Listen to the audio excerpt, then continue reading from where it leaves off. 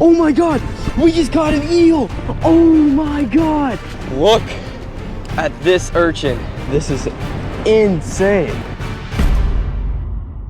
What's up guys? Today I am at a secret location on the Big Island in Hawaii searching for tide pool creatures. We're only about 30 minutes away from low tide. The conditions are perfect. There's no telling what we can come across. And this location is one of the most beautiful places I've ever been to in my life. So if you guys are ready, let's let the adventure begin. Woo!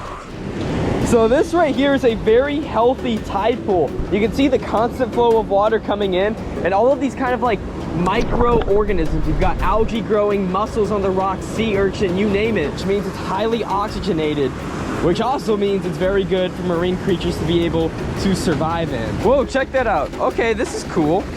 Let's see if I can get this guy off the rock. Woo! Here we go. Okay, let me get out of the waves for a second.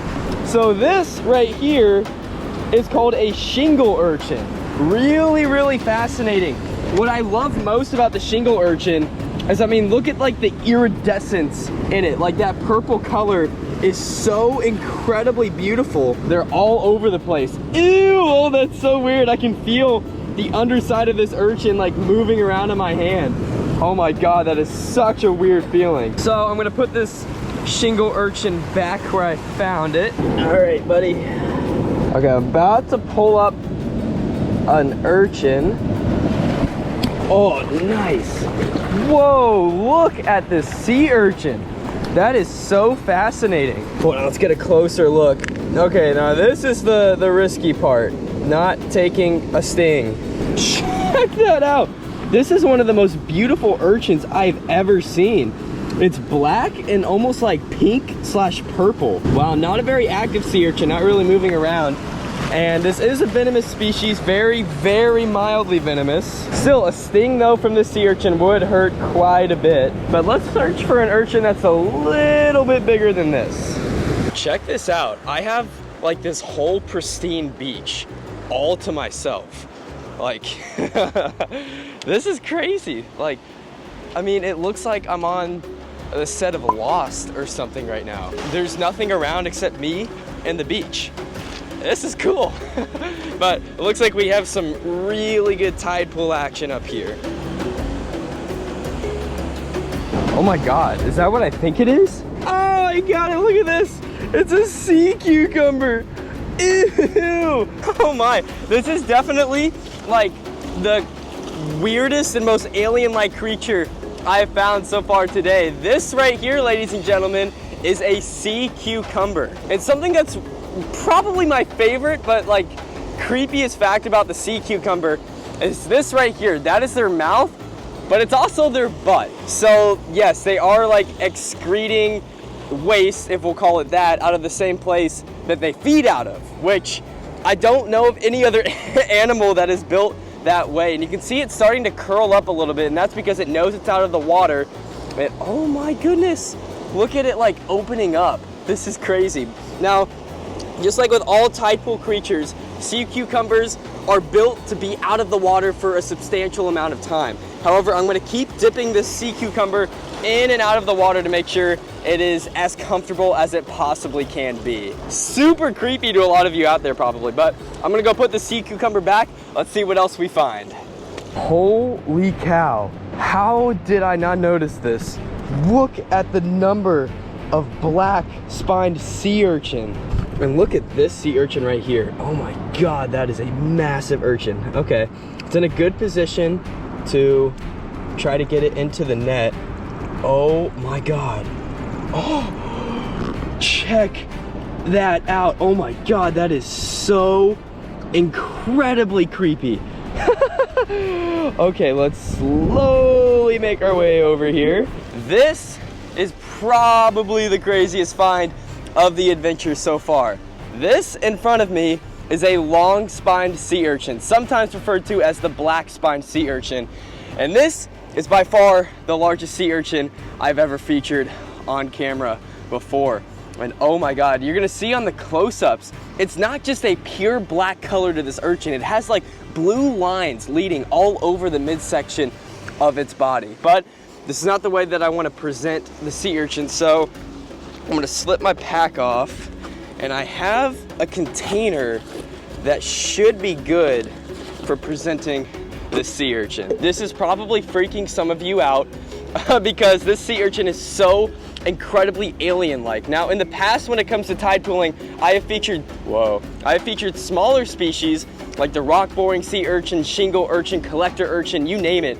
But the Longspine Sea Urchin, yeah, this is probably the most notorious sea urchin species on the planet. And if you've been snorkeling anywhere, whether it's the Caribbean, whether it's here in Hawaii, throughout the Pacific, you name it, these guys are incredibly prominent in every environment they call home. And so a lot of people wonder, how painful is a sea urchin sting really? And I can attest that it is pretty painful. I've been stung by a couple of different species, including the Longspine Sea Urchin here in Hawaii. It is very unpleasant. And out of all the sea urchin stings I've ever taken, the Longspine Sea Urchin has the worst. One thing fascinating about sea urchin that I want to bring up is that, of course, they're surviving in these tide pool ecosystems, and any animal in these tide pools is going to have to be durable, right? Because they're getting bashed around on rocks, they have to move from location to location. But sea urchins actually lack a nervous system. They don't actually feel any pain. And that's why in the past you've seen me be maybe a little more rough with sea urchin than you will see me with other species, because the safety is always my top priority with whatever animal I'm presenting. But the sea urchin actually has no nervous system at all, so it's not susceptible to feeling pain, which is part of the reason why they're so well adapted to surviving in the tide pool ecosystems, because if they get bashed against rocks, if they lose some spines, it's not going to affect them the way that you might think it would. If you're in an environment where sea urchins are present, please wear protective shoes, look where you're stepping, look where you're swimming, because this can easily ruin your day. But I've had this individual for long enough, so let's go put him back in the tide pool, see what else we can find.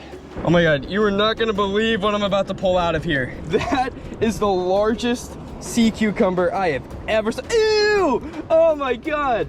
That is so gross. Are you ready for this reveal? Oh my God. We just had a sea cucumber, and that was the first sea cucumber that I've ever featured on camera. And then 5 minutes later, I come across this guy. Oh, this just goes to show, you never know what you're gonna find when you're exploring out here in the tide pools. Okay, we've got a pretty good sized eel in this pool. It's under this rock right in front of me. Oh, dang, it just missed my net.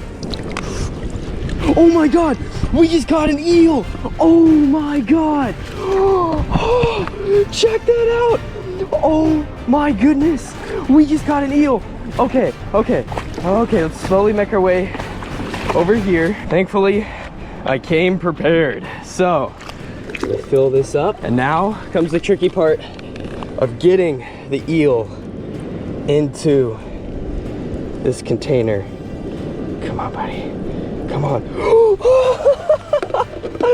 No freaking way. Oh my God. This is incredible. This is my greatest tide pool catch of all time.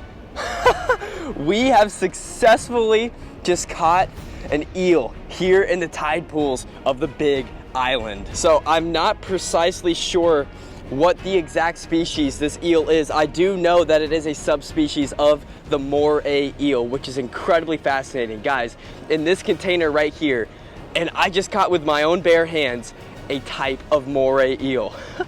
Incredible. I filled up this container with enough water to give this eel enough oxygen for at least 30 minutes or so. So I'm not in too big of a rush. This eel is definitely completely safe inside of this container.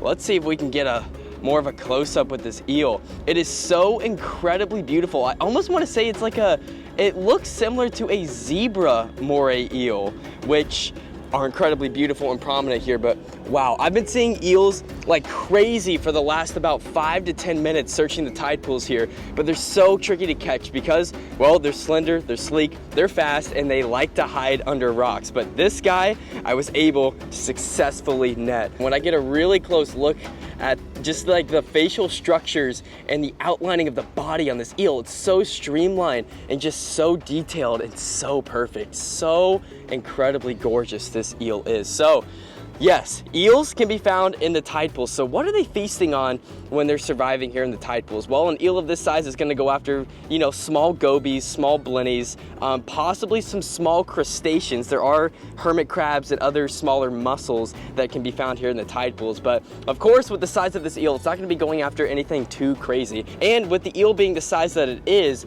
is also gonna be a prey item. So an octopus could feast on this, any larger fish could feast on this as well, and larger eels as well. Guys, my heart is racing. This right here is what I live for, getting face to face and presenting one of the most beautiful creatures on the planet. Now, I do not think that we're gonna top this catch out here, and it's getting later in the day. The tide is slowly starting to come back in, so I say this is where we wrap our adventure. When it comes to tide pooling, it doesn't really get any better than doing it here in the Hawaiian Islands. You never know what you're gonna come across out here. But with that being said, I'm Ray Tiller, and I'll see you guys on the next adventure.